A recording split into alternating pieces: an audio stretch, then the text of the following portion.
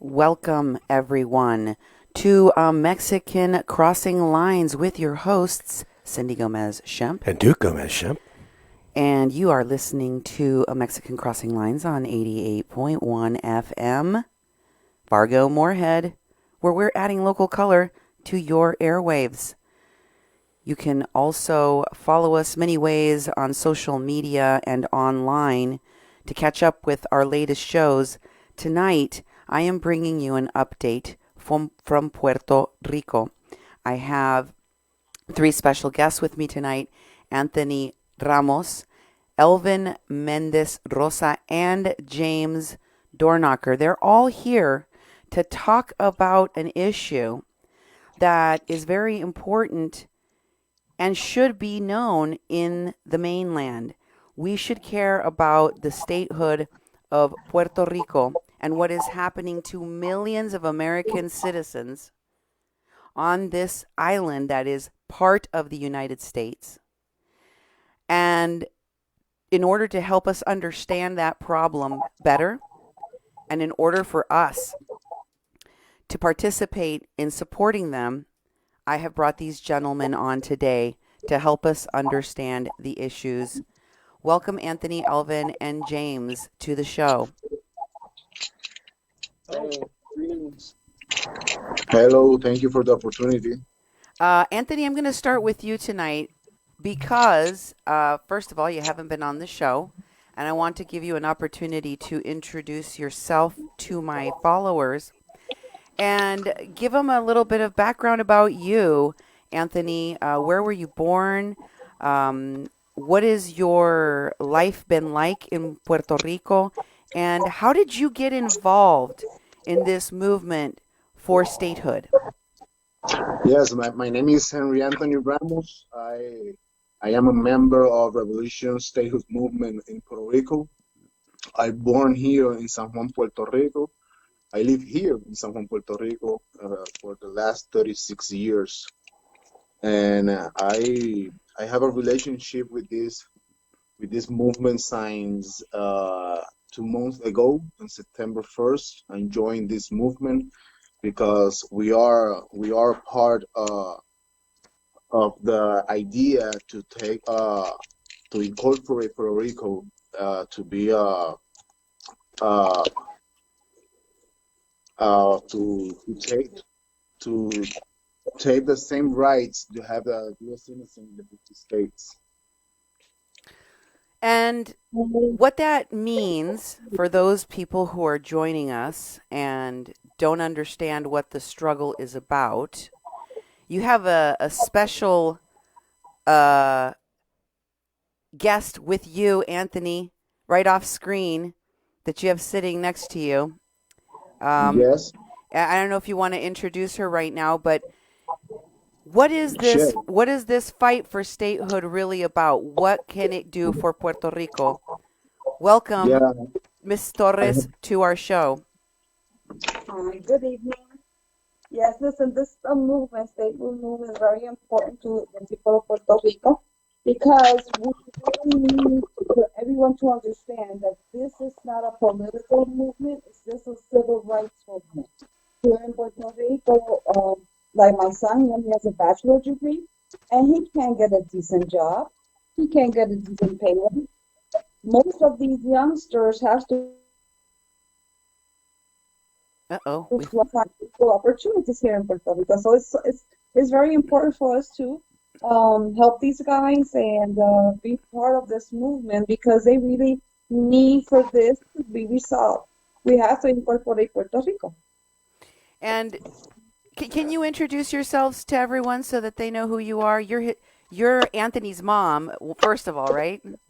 Yes, Sharon Torres, and I know my friend Elvin and James. Hi there, guys.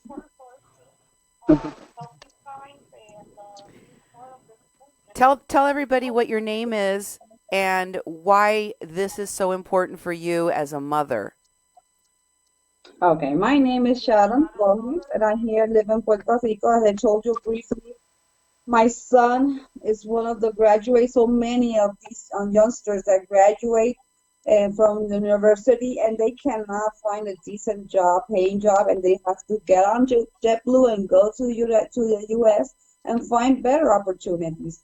For me as a mother, it's very concerning that our kids have to leave Puerto Rico and not stay here and have the equal opportunities that the youngsters in the USA, the 50 states have. So that's the main reason I am helping the movement as of When I first started talking to your son told me that he can't earn enough money with a bachelor's degree. And his options are to go to the mainland and if he wants to make more money, and that would mean he would have to leave his mother and he wouldn't be able to help his mother. Yes, that is true. He helps. He really is a great help to me here. And the thing is that he doesn't have a decent pay rate. You know, a bachelor degree said a minimum federal 7.25 or $8 an hour isn't a decent pay rate for a young for a person that has gone through the university. And hey, listen, honestly, even the student loans are very hard for him to pay, and others like him Hey, because of Elvin, I'm going to bring you into this discussion. Can you please explain to me how is it possible that you don't have fair wages? What is your reasoning for that? Well, the situation that we have here in Puerto Rico is that there's a lot of exemptions that the government gives because of the territorial clause. There's different laws or acts like Act 20 or Act 22 that are like exemptions that are given for people that are out of the island, with a but lot of money. inside of and it is a big amount of money that they give. But for the people that live in the island, you don't receive any type of exemption or any type of help. The wages are very low. In my case, I have a master's degree and I'm unemployed. I don't got no job here, even though I got a master's in psychology. Oh, And it's the wow. same thing happening all with all of the young people that live here in the island. A lot of people, they graduate from doctorates, masters, and bachelors, and they have to go in to another state because there's not an opportunity here of getting a job or of being able to stay here in the territory. And can I ask you, James, because you moved to the island to live with your wife. Your wife is Puerto Rican, and so you went there to be with her. Um, Tell us about how the difficulties that you've had finding a job and getting a fair shot at earning a living wage out there. I can relate to these guys wholeheartedly, and they actually have an education that I don't have. I just have a high school diploma and have been a truck driver for 30 years. And to go find a truck driving job here on the island, you're lucky. If you really, really try, you can make maybe $8 or $9 an hour. But the majority of the jobs are offering that I found $7.25 to drive a truck, let alone. So these guys should be able to do better than that with their degrees, and they can't, because of the way the infrastructure, the government has held back on federal funds to create economic development and so on and so forth. There's a lot of good jobs these guys could do if the government will follow through with actually not putting money in their pocket, but investing in these two gentlemen right here. If they invest in these guys, there's no reason this island cannot be like the Bahamas or St. Croix Virgin Islands, for example, has a refinery that's being rebuilt as we speak. We had 2 refineries in Puerto Rico years ago, and they can't even bring those back online because they don't know how to manage the money or something. I'm not really sure what the problem is. If Virgin Islands can do it, why can't Puerto Rico? And these guys have the education to actually go into those refinery jobs if they did and actually do some good work with their education. But they can't. Yeah, that seems to be a major issue. Would you like to discuss some of the history, Anthony, of Puerto Rico? And a lot of people on the mainland really don't understand that Puerto Rico is part of the United States, and they certainly don't really know the history of the territory. Yes, Puerto Rico was ceded to the U.S. by Spain in December 1898 as part of the Treaty of Paris, which ended in Spain-American War. In the 1900, a congressional act created a civil government for the island.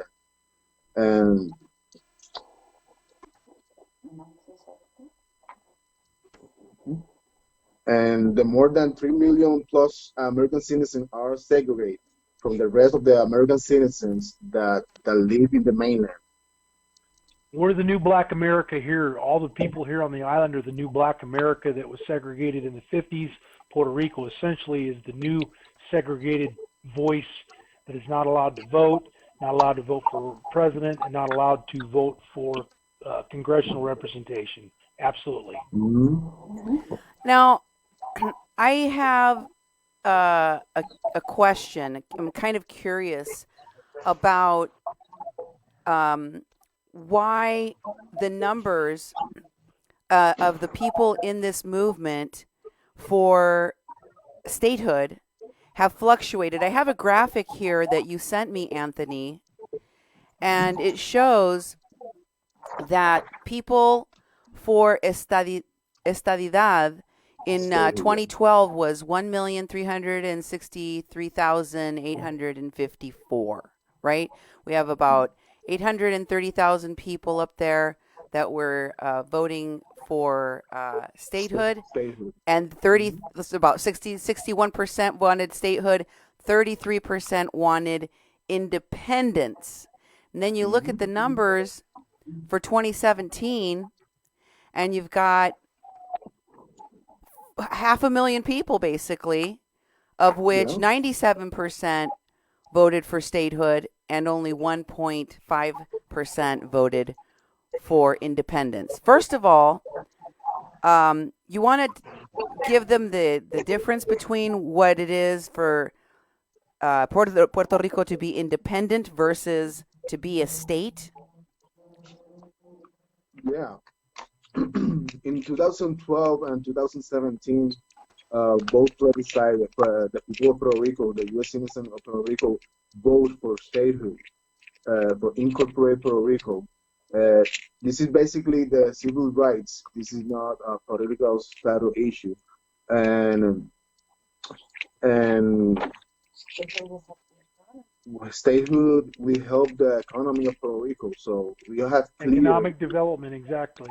yeah. So we have a clear. So we want to incorporate Puerto Rico. In the last November 4, in Puerto Rico, the Court of Law, a federal court of law, was celebrate a case of the United States of America versus Jose Luis Baello Madero. That was a social security supplementary. The U.S. citizens who live in the 50 state have that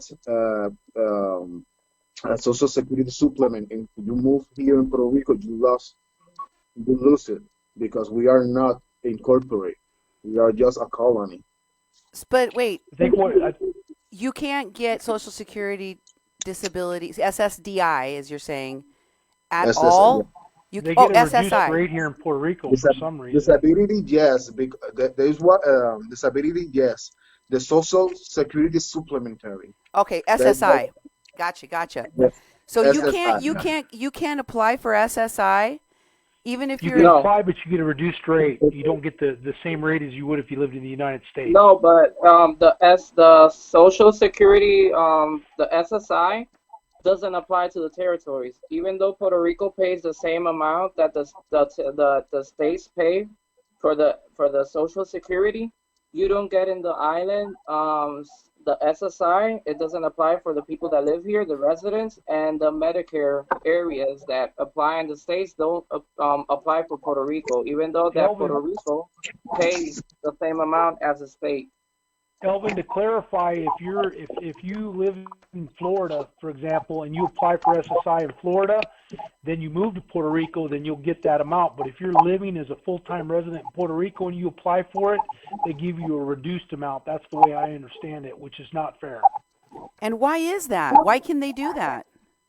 I'm not sure Because on the that. territorial clause, it lets, in the insular cases, it lets known that some fundamental rights apply, but some don't apply to the territories. And like Puerto Rico is a not incorporated territory, certain areas of the fundamental and the Constitution and benefits don't apply to the territory. Congress can discriminate if they want. They could apply certain things, and certain other things they don't apply it. It's because of the non-incorporation.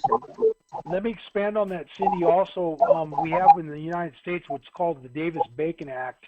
And after Hurricane Maria, if you were in a state, in a United State, like an official state, the Davis-Bacon Act would be in effect, which would basically be they would have to pay you prevailing wages for your state. But because this is Puerto Rico and it's a territory, many people came down here and abused the authority to employ people to make a lot of money from FEMA and a lot of money from the government while only paying people lower rates of pay. Now, initially, after the hurricane, there was a very immediate need and people had to pay that to get people to come here and work because families were cut off from the world in essence. Yeah. But essentially, the Davis-Bacon Act would guarantee a lot of people here after a hurricane would get paid prevailing wage. Because this is a territory, they do not receive Davis-Bacon wages because of that fact. I learned that after coming down to do blue tarping in January of 2018. So basic employment, labor rights that you have to a certain wage just don't apply in Puerto Rico. It sounds like Pretty much. it sounds like there is a lot of slick maneuvering going on at the legislative level. Elvin, I know that you wanted to explain some of that to us. Yeah, the reality is that Puerto Rico is only used as a tax haven for certain companies in the states. Exactly. It's like giving exemptions is not bad, But when it doesn't let the people in the island get the same benefit, if you live here in the island, you cannot apply for these benefits. These benefits only apply for people that live in mainland or companies that want to do business in Puerto Rico. They get an exemption in the IRS. And having these companies and these people that move to the island not paying tax, then the most of the tax or the taxes go into the people that live in the island. That's the situation that you see, that a lot of the I don't know how you say it, la infraestructura. Infrastructure. Infrastructure. Is very bad. You see that there's no job. You see that the economy is strangling because you have the government giving $20 billion dollars in exemptions, but it only gets back 10,000 billion of exemptions. You have a situation there, and that's why the economy and all these things don't go. And the problem is that to maintain this system, you have to be a territory, because the states, they have to pay federal tax. Puerto Rico doesn't pay federal income tax. So because of this situation, Unless you're a federal worker, if you're a federal worker, you have to pay that. Yes. Yeah, but in like applying the laws of the IRS, it doesn't, in Puerto Rico, it doesn't go on, and like we don't pay that. That's the situation of being discriminated as a territory, and it's not because of that we want to. It's because this is the system of being a territory. Well, I mean, and specifically Puerto Rico. Cindy, before we go on, I want to say something. You guys are awesome for having your American flag behind you. I had an extra flag. I was going to put it up tonight, but I have my one that I have for our march from September 1st wrapped up and put away with my Puerto Rican flag. So I want to give you both thumbs up for having your flag behind you. That's awesome. Yeah, that's great. But I want to mention this because what I just heard, if I didn't know any better, I would say that they're trying to run Puerto Ricans out of Puerto Rico. Like they want the island for someone else, and they don't want it for the Puerto Rican people because they're not giving you a reason to stay. No. How do you feel about that? That's a pretty good explanation. And Elvin, I want to kind of expand on that. Me seeing jobs here, like my wife's son came down here because he thought he could make it down here, and he's Puerto Rican, bilingual, and so on. He ended up having to take a job in Minnesota and go back to the States because he couldn't find nothing down here. And the pay up there, a lot of the companies I think up there do take advantage of you guys that have degrees that want to go work. They take advantage of that, want you to come up work for, well, let's just say if they pay normally employees in Minnesota, for example, $17-18 an hour, they might want you to come up and work for $14.50 because they're, helping you get up there and supposedly making life greater. To me, that's not equal opportunity. That's more of taking advantage of the labor situation that we're in down here because our local government doesn't seem to want to correct it by creating economic development. It's almost making you into, you're kind of slaves to the system that you're put in, where you don't really have an option but to take some jobs elsewhere and move off the island. Yeah, the reality, I'm going to read you something because this is the laws that are the territorial clause laws that are going on in Puerto Rico. This is Act number 22 of 2012. It says, seek to attract new residents to Puerto Rico by providing a total exemption from Puerto Rico income taxes on all passive income realized or accrued after such individuals become bona fide residents of Puerto Rico. If you come from another state, they'll give you all these exemptions. You don't pay taxes here if you have money to invest here. But if you're an investor, but if you are a local investor, they don't give you those privileges. So people have to move from the island to the mainland. You're second-class citizens to mainlanders in the U.S. and on your own territory in Puerto Rico. Yeah. Hey, look at me. I'm a second class. I'm just as equal as these guys are. These guys have degrees, and I'm just as equal on this territory as a citizen coming from another state. I'm just as equal as they are. Dang. And now I have no voice, just like they don't. It's But that's in not a cool. situation. If James, let's say, right, if James had money, Yeah. he could be in Act 22 or Act 20. He'll get Exactly. all these Yeah. benefits because he was not born in Puerto Rico. So that's these laws are the ones that maintain the island discriminated as a non-incorporated because they're not possible in a state, but they maintain these laws here in the island because that's the corporate welfare that brings investors from other places. But the people that live in the island, they have to move out of the island. You The told local me. government takes advantage of this as well. I wanted to add they take advantage by putting money in their pocket. I want to add a little tip to that for you guys.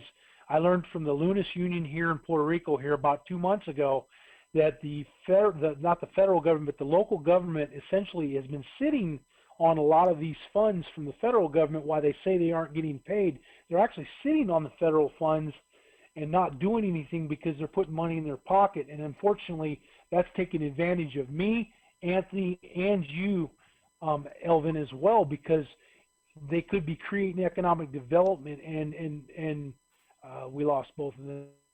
Oh no, you're there. I still got you. I think James got muted, but I Yeah. was. Well, hopefully we'll get him back. Maybe Elvin can try to get him back if we lost him. But I wanted to ask Anthony a question. What did you get your degree in? Information system. And what kind of jobs have you been able to find on the island for your degree? None. Where are the jobs? Are there jobs in your field? Well, there is a job in my field because on the only thing in Puerto Rico, the company, if you graduate in college, the company asks you for 2 years or 3 years experience or certificate. And if you graduate, you don't have the experience. You want to take the experience, but they don't give you the opportunity to have that. So I have friends who graduate in the college in the university here in Puerto Rico, and they take the decision to move on the United States. And first of all, the salary is much better. So here in Puerto Rico, is $8 per hour, $9 maybe. In the United States, they earn 25 or $35 per hour. So it's very difficult here in the island. Yeah, and you want to be able to stay on the island, right? Yeah, You don't want to leave Puerto Rico and come to the mainland and leave your mom. that's right. So, what are your options? Stay here and fight to incorporate Puerto Rico. I am here with the statehood, the Revolution Statehood movement, and I'm gonna stay here and with Elvin and the other members of the movement to get that goal to incorporate Puerto Rico to have the same rights that like the 50 states of the United States have. Elvin, are you able to get James back on? I'm trying, but it doesn't let me connect him. Oh, darn. Okay. Well, we will keep trying. Meanwhile, why don't you talk to us, Elvin, about some of the well, you were going to try to explain some law or some congressional action? Yeah, those are the law. In reality, those are the laws that I was talking about, like Act 20 or Act 22. The problem of these Okay. laws is that they don't permit the people in the island to get, to grow in the economy, and because these people don't pay taxes, so like they don't pay taxes, then the workforce in the island has to get a lot of the taxes and pay a lot of taxes, and all of us don't have the opportunity, like individual, you don't get the opportunity to get and grow an economy. So that's the reality of the situation, and that's why that you see a lot of people depending in welfare, depending in government programs, because it is strangling the economy. It's difficult for the people to get out of welfare, get out of the health system of the government because there's no opportunity. And when you look at the root of the problem is that Puerto Rico is being used as a tax haven. There's a lot of money laundering going on. When you investigate a lot of these companies that open in the island, they are just used for money laundering. And there's a lot of investigations going on. There's certain movement in Congress to change this economic problem that the island is having because it's not incorporated. But there's a lot of to be made, and we cannot continue being discriminated and not achieve statehood because of these companies or these special treatment in taxes. Because in reality, if the island pays to the taxes to the federal government, we won't be having this situation. But because of this tax haven, we cannot get the responsibilities and the benefits of being a state, even though when we have voted twice, because there's a lot of people that have voted for statehood. And even though the 2017, sometimes people say that it was a low turnout, in reality, a lot of people have left the island and the system hasn't been actualized, People don't know how much people, we're going to know how much people has left the island in 2020, I'm sorry, I may say. Because that's when the el censo, Right. that they make the counting of Just people. this local, I want to add just this local vote we had for 2 senators, because 2 senators resigned or were fired or whatever the case may be. This local vote, I think, was a difficult vote. I actually went down and voted because I've had my voting card here since I lived here the first time. And I went down and voted, and the local vote, to me, we had maybe 50,000 people out of 3.2 million show up to vote, but in my understanding, it was put out, but it was made very inconvenient for certain areas. Like, for example, I live up in an area that is very rural to Arecibo, up in the hills by the observatory, and not many people were able to go down and take part in it. And I would think it was on a Sunday too. People go to church. A lot of people ride their motorcycle or go out and do events on Sundays to try to relax from having a week of work. And I think a lot of people, the timing just really isn't fair. If this was the United States and it was like a 50, let's say it was any one of the 50 states, they would have an election for those senators, an emergency election that would reach out to the people, not expect the people to reach out to the election. Here, they expect the people to figure out where the voting is at, get there, vote, and let's just say if 50,000 people in the Arecibo area went down and voted, it'd be a madhouse down there. It just wouldn't work. I was there. I did a video on it. I was there. They looked at me like I was stupid, like, who are you? And it was surprising because I told them, things are not cool here. These guys don't have a fair shot. I don't have a fair shot, and I'm a damn veteran. Yeah, So, it seems so purposely orchestrated. I think one of the words you used a lot, James, is complacency. And I wonder, and I'm going to throw this out there, you guys can decide who wants to answer it. Maybe each one of you wants to answer the same question, but I really want to know what's behind it. Is Puerto Rico like leaning socialist, or is it being thrust upon you because you have figures like Carmen Yulín Cruz that are hanging out with Bernie Sanders? And by the way, I just talked about this on my last show. Bolivia's president, Evo Morales, has just landed in Mexico, and his ousting is being his support. He's getting support from Bernie Sanders, from AOC, from Ilhan Omar, and there's definitely a move in AMLO's presidency toward socialism. Where does Puerto Rico fit into this geopolitical chess game? What are your thoughts? Well, I really think that the Puerto Rico's in a strategic area, and it's like I could say like the security Mm-hmm. camera of the United States and in the area, looking down to Venezuela and to Cuba Mm-hmm. that is next to it.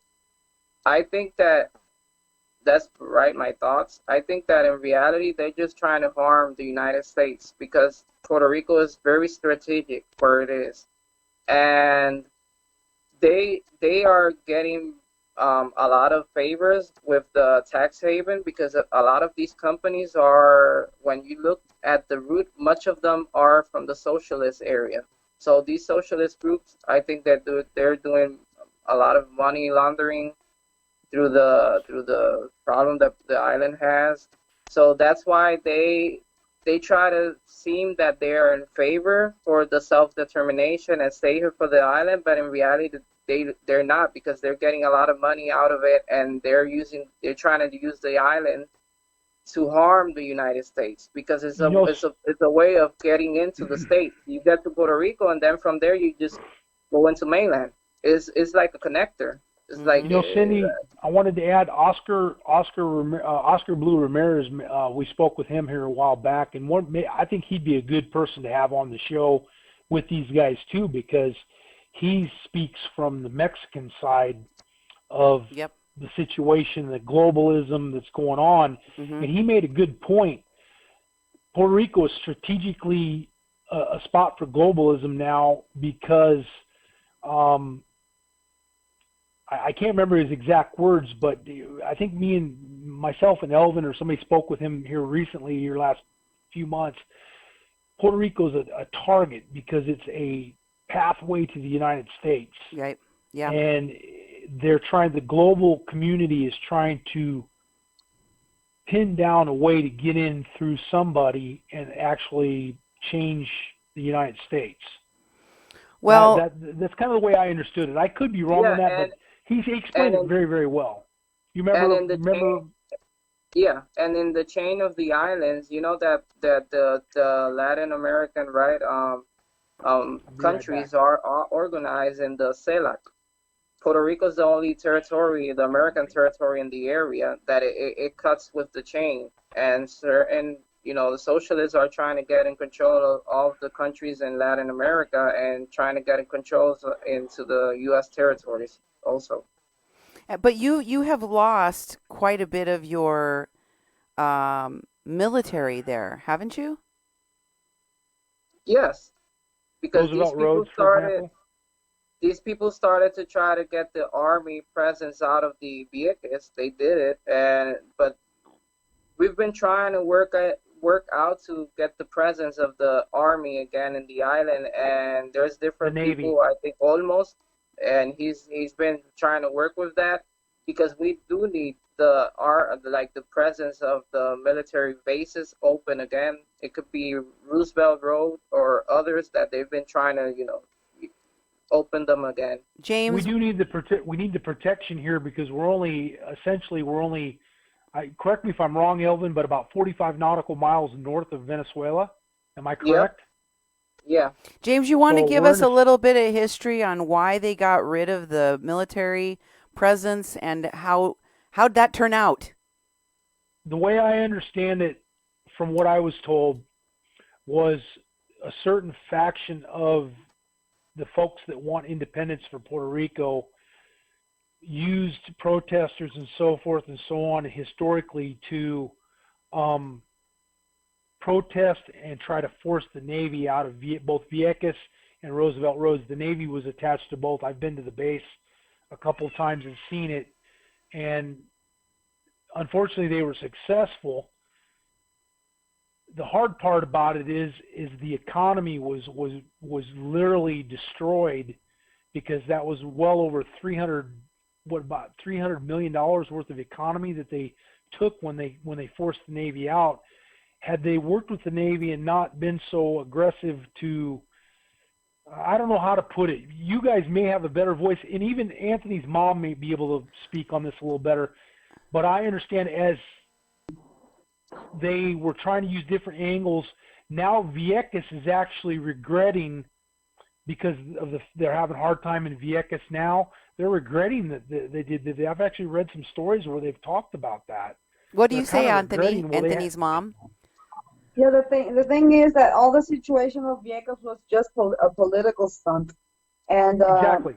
it was a political stunt. And Vieques, after the military left Vieques, Vieques was an island that was just in poverty. It was an island that just didn't have the resources and don't have the resources anymore.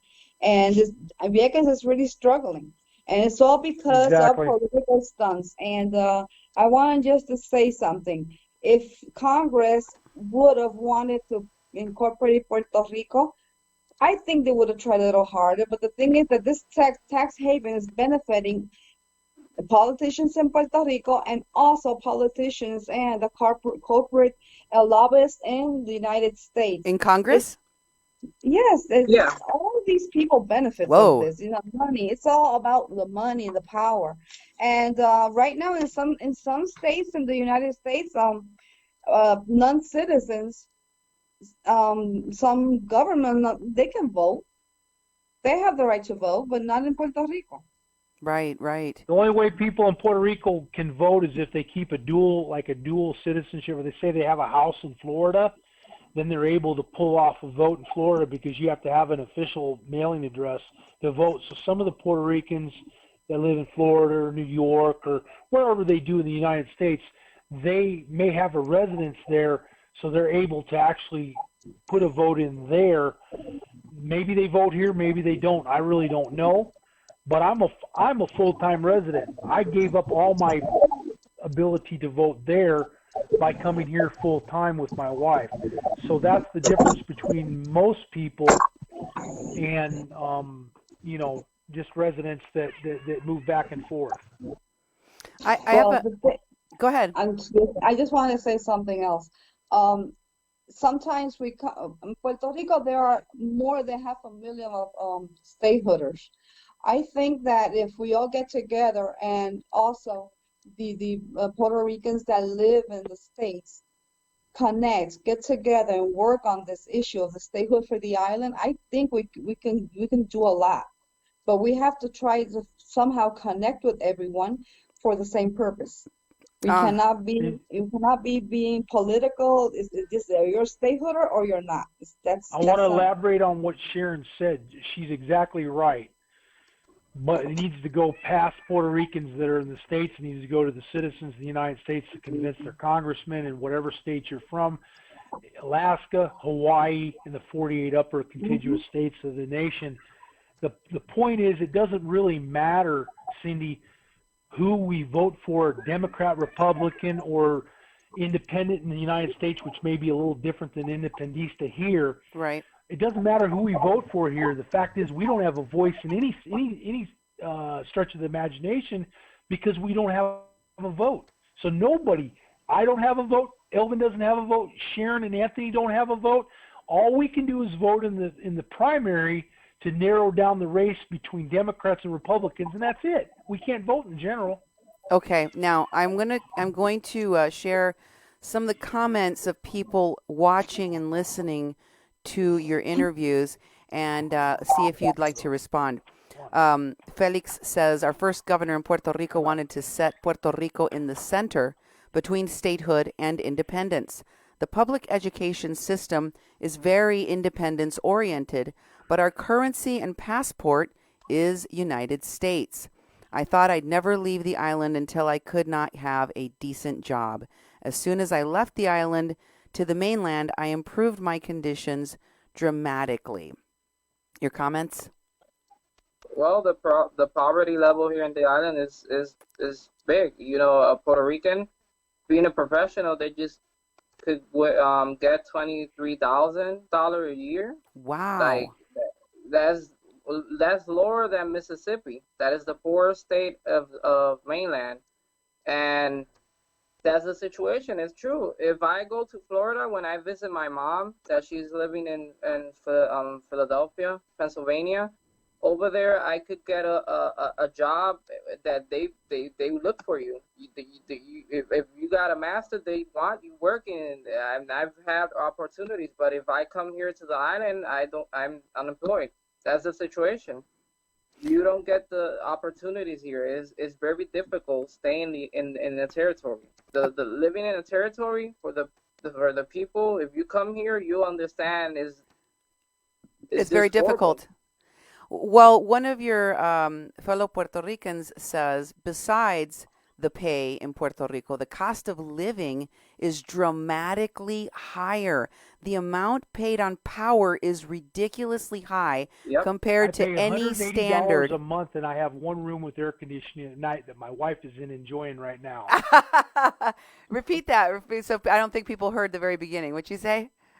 I said my bill for this house in Barrio Esperanza, 2 kilometers norte de Observatory, is $180, and all I have air conditioning in is my bedroom for at night, which my wife is enjoying right now. Wow. This because that's the problem of the tax haven. Like, these people don't pay taxes, they get exemption and everything, so the workforce is the one who pays the higher light, higher water bill, higher everything. Felix comments that the cost of power is so high that many businesses have been put out of business, have to close. They can't afford to keep the lights on, literally. Yep. That's true. Wow, that's crazy. We could go back. You go back to the water that was found on Ceiba too. Many people were struggling after Maria to get to have water or running water because of the situation. And FEMA brought a whole lot of water to Puerto Rico, and it was basically piled up on the end of an abandoned runway. And it took somebody actually seeing the tarps blowing up to see that 18,500 pallets of water that the governor could have distributed. But from what I understand, and this could be considered hearsay, and you guys can correct me if I'm wrong, what I understand is the governor got told by many of the major merchant and grocery outlets here that do not give this water out because it'll take away from, that's at that time, will take away from our income, which, if that's true, that's really unfair to all the people that were trying to survive after Maria. Sharon, I feel like you have a comment on that about the water and how that whole thing went down. They were No, really, I think that what happened just happened. Now we have to just, turn the page and try to focus on the future. And the thing is that it's true. Puerto Rico has such a high cost of living, and Exactly. $7.25 the minimum. It doesn't. We can't really. I'm telling you, some people try to put up businesses, and all the paperwork, everything is so expensive. The government here makes it very difficult. Exactly, Sharon. Yes, it's very bureaucratic. And then on top of it, the cost of electricity, the cost of the local establishments, it's ridiculous, and people just can't get ahead. You mean they don't want Puerto Ricans opening businesses because foreign investors get all the tax exemptions, right? They can do it. That is true. And the local businessmen just can't make it. They can't compete unless you're wealthy through whatever means you have. There's a lot of wealthy Puerto Rican businessmen that take advantage of the low labor rates. That's the way I understand it. So another comment I got here. Says, originally the Commonwealth in the early 1980s with Section 936, the IRS clause that makes Puerto Rico triple exempt, federal, state, and municipal. We as employees may not pay federal taxes, but the local taxes are way higher than the combination of federal, state, and municipal taxes put together. Yeah, because of that law that it was mentioned in the comment, that's why we're struggling right now. Because if you get corporates and investors triple exempt, they don't pay taxes, then the taxes has to start in the people. And then the cost of life today is not the same in the 50s or the 60s or the 80s. Today is a little bit more expensive. So having this triple exemption of taxes has brought the island to struggle to trying to get, to the economic situation today, and that's why we are, we cannot get out of this hole that we are in, because if these people don't pay taxes, then the workforce and the people right in the island have to pay for it. So that's why it's very expensive. That's why you see that they put taxes in the gas, taxes in the water, tax in the light. Taxes. Exactly. That's what, because of the tax haven. Because if the tax haven was something that was given to people and the island, it would As a be general. different. But the people in the island, that live here cannot get that benefit. Only investors coming out from mainland or from other places. So that brings taxes, and less opportunities because you can't afford it. I appreciate all the comments and questions for our guest tonight here on A Mexican Crossing Lines. We only have about 15 minutes left. And I wanted to go to some more comments. And, some of these things are tough things to answer and talk about. But in order to understand this problem, I have 3 special guests, all from the island of Puerto Rico. They're living it. They were born and raised there, except for James. Except for me. Except for James, but his wife is from Puerto Rico. But Yes. The point is that we're talking to real people from Puerto Rico, and I want you to be able to, answer some of the questions that our audience has. Lyndon says this comment: Puerto Rico is going to have to bring something to the table to be accepted as a state right now. 3.2 million Americans. What the hell more do they want? The Thank you, reality James. is that Really? we cannot have the guilty in Puerto Rico only, because the IRS is the one who gives the exemption. If the IRS doesn't give this type of exemption, the island would be a tax haven. So it has to be a 50 and 50. Let me finish People reading here in the island. Let me finish reading Lyndon's full comment here, because I want you to Okay. respond to the whole thing. My apologies. No, it's all right, James. You're right to be frustrated. It's something that I told Anthony that you would probably have to answer, because people have these questions. So they go on to say, right now the government is so corrupt and so debt-ridden, etc., and has become a major drug transit route. It has very high welfare use, and 55% of Puerto Rico's government is government employment. Even Jennifer Gonzalez makes the case for statehood only in terms of how much federal money Puerto Rico can get. Nobody in the other 50 states wants to take on a place where there is nothing to offer. We are already $22 trillion in debt. We have to know what Puerto Rico does have something to offer. Sorry, but it's the truth. Your response. Yeah, I know. I want to respond to that. Go ahead, Elvin, get it. I'll let Sharon respond. Okay, Sharon Ladies first. first. Ladies All right, first. Okay. Okay, we have fiscal difficulties, but so has California, so has Detroit. Bad management happens everywhere. What do we have to Exactly. bring to the table? We are as U.S. citizens as you are, okay? What do we bring up to the table? USA brings all these corporate, and they suck the life out of us. Now, what do we have to bring at the table? We have a lot. And besides, we are U.S. citizens. So the issue is Alaska, when Alaska was incorporated, they were a United States citizen at first. Right. And they had difficulties. As soon as they became state, their economy bloomed. So did Hawaii. Exactly. Ooh, that's true. Also economics, and they became state, and everything changed for them. So I can't stress this enough. The people in the mainland have to understand that this is not about money. This is not about politics. This is about civil rights. We have the same rights as American citizens as all of you have there in the mainland. Unless you don't understand that, you cannot understand what Puerto Rico is going through. I want to also add to this before you veer off. I want to add to this guy. I'm from Nebraska. I live here, and I'm just treated as unequal as her, Anthony, and Elvin. Every person here that becomes a full-time resident, and I know a whole bunch of them here, that have moved their lives down to here. I know one from Bakersfield, California that I met here recently. They move here for a reason, but they also don't have a voice when they come here because of the way this island is set up and the territorial factor.